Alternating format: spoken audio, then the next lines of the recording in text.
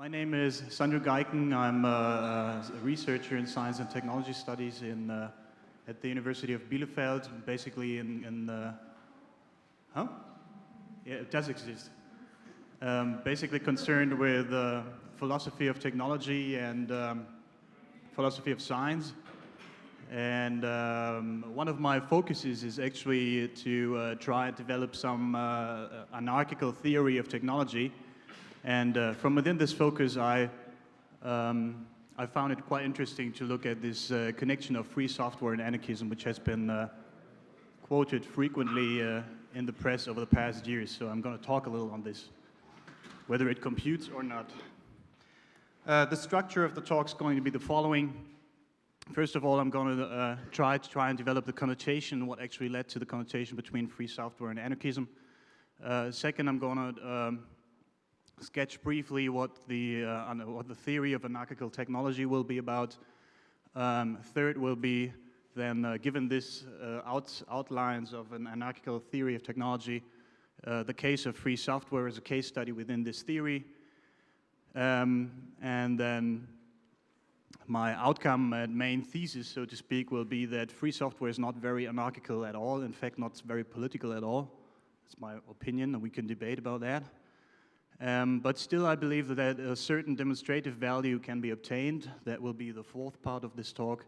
And then in the end, so to speak, I'll try to sketch just a few ideas for anarchical computing from within the anarchist theory of technology. So part one, the connotation, free software and anarchism. The connotation actually stems from the, if you compare certain patterns of software development. The first pattern is the industrialized pattern of software development, which is very rigid, very framed, very hierarchical, because it's very expensive, of course, very strictly ordered, and of course the main feature which we come to terms with when we talk about free software is that it's largely secret. Because of course it costs a lot of money, and it's, so to speak, the capital of the companies to have their methods secret and some certain patterns of their design. So these are some central characteristics of the industrialized development. And if you now compare free software development, then it's basically guided by other principles. It's more or less produced by users directly. There is very little hierarchical ordering, and I mean official hierarchical ordering. Decisions are largely reached by consensus of the certain community which is concerned with it. And in a way you could say it's cheap. Of course, this is a strange thing to say about free software. But it's actually, the development is distributed among a lot of developers who are voluntarily working on these projects. So it's, in comparison, not as expensive as huge companies who are developing their software in very small groups and have to pay them for this. And of course, the most significant characteristic in comparison with the industrialized design pattern is that its design is largely open. The source code is accessible, and everybody is invited to look at it and to develop it further. And by this, also the success of free software during the last years has been guaranteed. So if we have this comparison, we can easily find some anarchical elements in it, in free software development, at least from this now colloquial meaning of anarchism. First of all, we don't have any leadership or hierarchies in such an explicit sense in which we find them in actual companies. Second, the decision-making is largely consensus-based, although there are derivative models as well. Third, the design, everybody who's actually designing it has individual design options, so everybody who's able to participate actually can change the design or bring something into it and work with it. And of course, most significantly, it's open for participation for everybody who wants to, more or less open. And you can also, of course, derive some negative notions from the colloquial meaning of anarchism, which is basically connected to burning cars and things like this, which has also been a part of the FUD initiative, the Sphere Uncertainty Doubt initiative, which was launched by the marketing squad of Microsoft. And they also used the term anarchism to describe free software, to connote it to orderlessness, to bring in some notions that it has no stability and that, of course, it doesn't have any quality and such. Then another thing, so these are basically the features and which allow generally the connection and which have invited in the history of of the free software development the terms anarchism and anarchical development. And what then happened during the last years was a certain politicization of the whole process of the whole free software development. And this came to pass because the openness basically implied new models for business, new models for design, new models for development, and connected it to communities of designers. And so there were whole new concepts on new models developing for concepts of property and concepts of design and all these things. And these were very soon taken to be very fundamental challenges towards general social structures in late high capitalism. And as such, these were very easily extended to some general notion of social reform, which might be going on, some general sense of revolution, which might actually happen through open software, free software. And we see this currently developing. There are quite a few open X initiatives opening up in a number of aspects. Also more directly, political projects like Econox and some other institutions who open up upon this idea. So this whole first rather colloquial meaning of anarchism now got some political impact. So was politically laden with that there was something valuable politically in this. And what we now see is that actually quite a few developers or front figures of this field actually use the term anarchy to describe some certain set of values and certain political characteristics to actually describe free software. Like Stallman said, it's a step towards the post-scarcity world, and post-scarcity world is a term which was invented basically by Murray Bookchin. Well, I don't know if he invented it, but at least he has written a very decisive article on it, and he's a very good anarchist. And that was the cornerstone of one of his anarchist theories. So Stallman referred to that. Milsom said counterfeits anarchical methods. Edward Morgan says has anarchist benefits. And this Indian guy says it's an anarchist mode of communication. I don't know what the name is. So the connotation is there, and it seems to imply that there's some sort of political, anarchical thing going on with free software.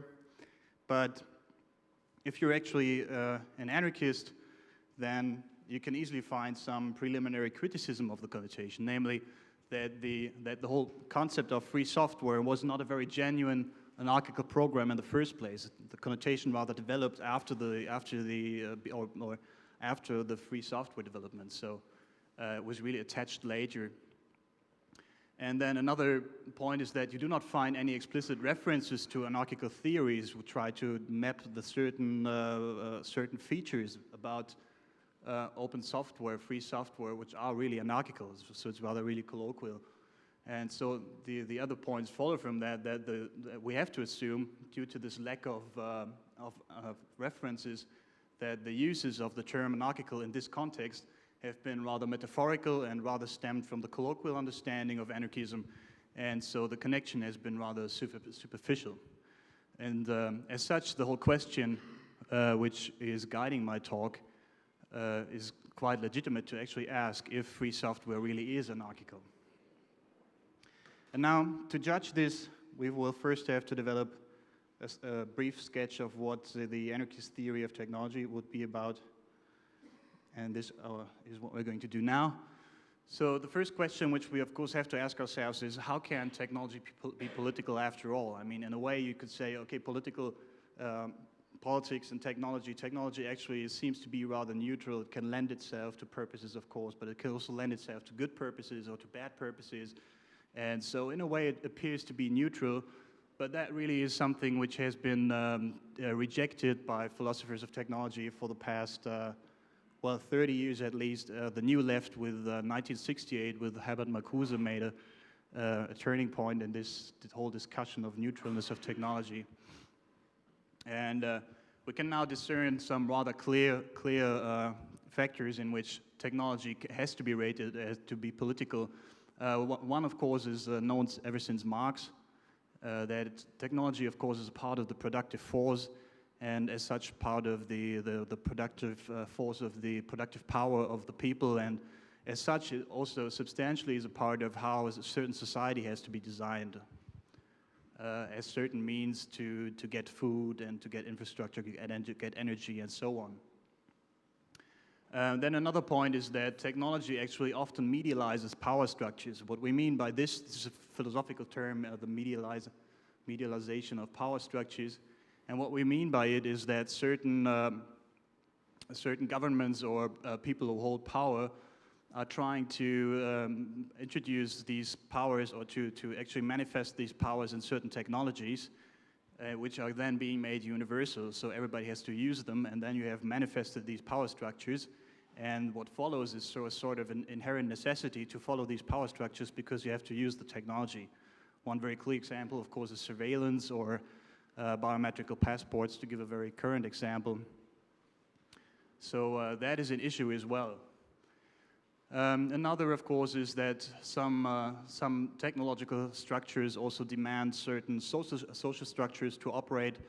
For example, a big grid of subway and trains needs a very competent organizing team and so on. So it needs hierarchies, it needs certain levels of decision making and so on. So the whole technology of the train technology, so to speak, demands a certain social order in which it can function. And another point, of course, is that technology can also be a conceptual or ideological paradigm, which is, this is rather an abstract point which is being debated a lot in philosophy, and how far we think actually technologically, and in how far, of course, we also think of our fellow humans as being technological items or something in some senses. For example, bureaucracies do so quite often. For them, the people who are coming into the bureaucracy are just small parts of machines and so on. So technology actually is quite political in many aspects. And once we know that, we can ask ourselves, well, if technology has such a political impact and is so little neutral actually, then we should really ask ourselves how we can construct technology in a political awareness, starting from our political ideas. And that would be sort of the picture we would have if we would construct technologies politically aware. We would have some political ideas and then develop the supportive technologies for these political ideas and discard the destructive technologies, which are, so to say, in the way of our political ideas. And so this would be the general pattern to derive or to come to a political theory of technology. And now to come to the political theory of anarchist technology, we have to look at some demands anarchism would make, and this will be a rather brief and intuitional approach to anarchism. You could say the primary goal of anarchism is liberty, freedom, and individual liberty, which is only limited by the liberty of others in a very direct way, not this very medialized way in which it is mostly distributed by democracy. And from this primary goal, some very simple demands can be derived. The first set of demands would be a set of negative demands from also termed negative freedom by Isaiah Berlin. And that would entail the abolition of authoritarianism and hierarchies of all sorts, be they implicit or explicit, would entail the abolition of any sorts of inequalities, and as a result of that, of course, of some prevailing systems or thought patterns we have in our current society, such as capitalism, competition, sexism, and all these things. And these are called negative demands, negative freedom, because they aim at abolishing something and destructing something.